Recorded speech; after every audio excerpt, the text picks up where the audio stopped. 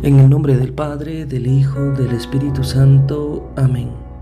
Hoy la Iglesia recuerda a San Policarpo, 26 de enero, obispo de Esmirna y mártir. San Policarpo fue uno de los más famosos entre aquellos obispos de la Iglesia primitiva, a quienes se les da el nombre de padres apostólicos, por haber sido discípulo de los apóstoles y directamente instruido por ellos. Policarpo fue discípulo de San Juan Evangelista y los fieles le profesaban una gran veneración.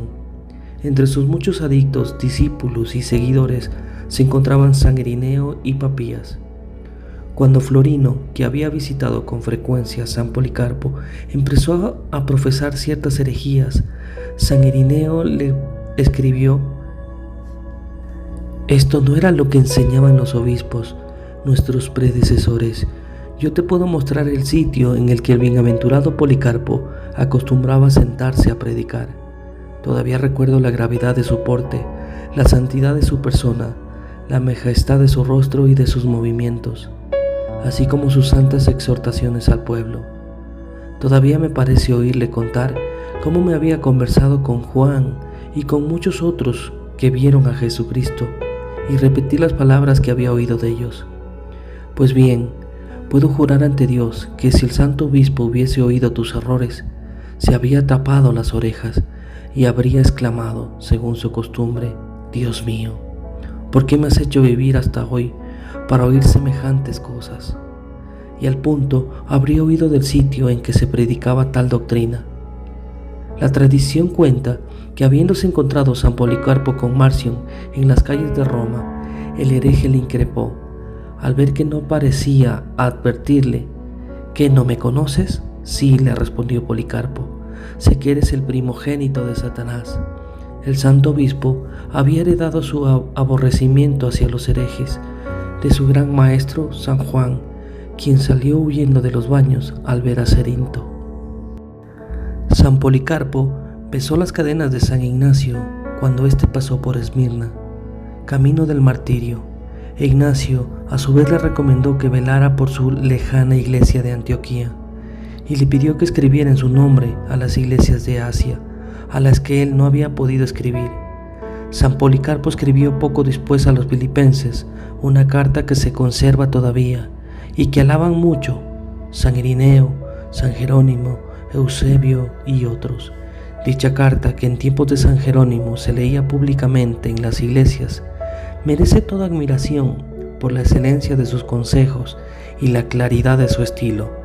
Policarpo emprendió un viaje a Roma para aclarar ciertos puntos con el Papa San Aniceto, especialmente la cuestión de la fecha de la Pascua, porque las iglesias de Asia preferían de las otras en este particular. Como Aniceto no pudiese convencer a Policarpo ni este a aquel, convinieron en que ambos conservarían sus propias costumbres y permanecerían unidos por la caridad. Para mostrar su respeto por San Policarpo, Aniceto le pidió que celebrara la Eucaristía en su iglesia. A esto se reduce todo lo que sabemos sobre San Policarpo antes de su martirio. El año sexto de Marco Aurelio, según la narración de Eusebio, estalló una grave persecución en Asia, en la que los cristianos dieron pruebas de valor heroico. Germánico, quien había sido llevado a Esmirna con otros 11 o 12 cristianos, se señaló entre todos y animó a los pusilámines a soportar el martirio. En el anfiteatro, el procónsul les exhortó compasivamente a no entregarse a la plena muerte, a la plena juventud de muerte, cuando la vida tenía tantas cosas para ofrecerlo. Pero Germánico provocó a las fieras para que le arrebataran cuanto antes la vida perecedera. Pero también hubo cobardes.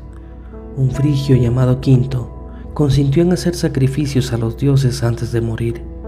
Los autores de la carta de la que tomamos estos datos condenan justamente la presunción de los que se ofrecían espontáneamente al martirio, como lo había hecho Germánico, y explican que el martirio de San Policarpo fue realmente evangélico, porque el santo no se entregó, sino que esperó a que le arrestaran los perseguidores, siguiendo el ejemplo de Cristo. El extraordinario valor de Germánico y sus compañeros no hizo más que aumentar la sed de sangre de los espectadores. La multitud empezó a gritar: «¡Mueran los enemigos de los dioses! ¡Mueran Policarpo!». Los amigos del santo le habían persuadido a que se escondiera durante la persecución en un pueblo vecino. Tres días antes de su martirio, tuvo una visión en la que aparecía su almohada envuelta en llamas. Esto fue para él una señal de que moriría quemado vivo, como lo predijo a sus compañeros. Cuando los perseguidores fueron a buscarle, cambió de refugio, pero un esclavo al cual habían amenazado con el potro, si no lo delataba, acabó por entregarle. Herodes, el jefe de la policía, mandó por la noche a un piquete de caballería a que rodeara la casa en que estaba escondido Policarpo. Este se hallaba en la cama y rehusó escapar diciéndose: «Hágase la voluntad de Dios». Descendió pues hasta la puerta, ofreció de cenar a los soldados y les pidió únicamente que le dejaran orar unos momentos. Habiéndosele concedido esta gracia, Policarpo oró de pie durante 2 horas, por sus propios cristianos y por toda la iglesia. Hizo esto con tal devoción que algunos de los que habían venido a prenderle se arrepintieron de haberlo hecho. Montado en un asno fue conducido a la ciudad. En el camino se cruzó con Herodes, el padre de Nicetas, quienes lo hicieron venir a su carruaje y trataron de persuadirle de que no exagerase su cristianismo. Que mal hay, le decían, en decir al señor César o en ofrecer un poco de incienso para escapar de la muerte. Hay que notar que la palabra Señor implicaba en aquellas circunstancias el reconocimiento de la divinidad del César. El obispo permaneció callado al principio, pero como sus interlocutores le insistían a hablar, respondió firmemente: «Estoy decidido a no hacer lo que me aconsejan». Al oír esto, Herodes y Nicetas le arrojaron del carruaje con tal violencia que se fracturó una pierna. El santo se arrastró calladamente hasta el sitio en que se hallaba reunido el pueblo. A la llegada de Policarpo, muchos oyeron una voz que decía: «Sé fuerte, Policarpo, y muestra que eres hombre». El procónsul le exhortó a tener compasión de su avanzada edad, a jurar por el César y a gritar: «Mueran los enemigos de los dioses». El santo, volviéndose a la multitud de paganos reunida en el estadio, gritó: «Mueran los enemigos de Dios». El procónsul repitió: «Jura por el César y te dejaré libre. Reniega de Cristo». Durante 86 años he servido a Cristo y nunca he hecho ningún mal. ¿Cómo quieres que reniegue de mi Dios y mi Salvador? Si lo que deseas es que jure por el César, he aquí mi respuesta: soy cristiano. Y si quieres saber lo que significa ser cristiano, dame tiempo y escúchame. El procónsul dijo: «Convence al pueblo». El mártir replicó: «Me estoy dirigiendo a ti porque mi religión me enseña a respetar a las autoridades. Si este respeto no quebranta la ley de Dios». Pero esta muchedumbre no es capaz de oír mi defensa. En efecto, la rabia que consumía la multitud le impedía prestar oídos al santo. El procónsul lo amenazó: «Tengo fieras salvajes. Hazlas venir», respondió Policarpo, «porque estoy absolutamente resuelto a no convertirme del bien al mal». Pues solo es justo convertirse del bien al mal. El procónsul replicó: «Puesto que desprecias a las fieras, te mandaré quemar vivo». Policarpo le dijo: «Me amenazas con fuego que dura un momento y después se extingue. Eso demuestra que ignoras el juicio que nos espera y qué clase de fuego inextinguible aguarda a los malvados. ¿Qué esperas? Dicta la sentencia que quieras». Durante estos discursos, el rostro del santo reflejaba tal gozo y confianza, y su actitud tenía tal gracia, que el mismo procónsul se sintió impresionado. Sin embargo, ordenó que un heraldo gritara 3 veces desde el centro del estadio: «Policarpo se ha confesado cristiano». Al oír esto, la multitud exclamó: Este es el maestro de Asia, el padre de los cristianos, el enemigo de nuestros dioses, que enseña al pueblo a no sacrificarles ni adorarles. Como la multitud pidiera al procónsul que condenara a Policarpo a los leones, aquel respondió que no podía hacerlo, porque los juegos habían sido ya clausurados. Entonces, gentiles y judíos pidieron que Policarpo fuera quemado vivo. En cuanto el procónsul accedió a esta petición, todos se precipitaron a traer leña de los hornos, de los baños y de los talleres. Al ver la hoguera preparada, Policarpo se quitó los vestidos y las sandalias, cosa que no había hecho antes porque los fieles se disputaban el privilegio de tocarle.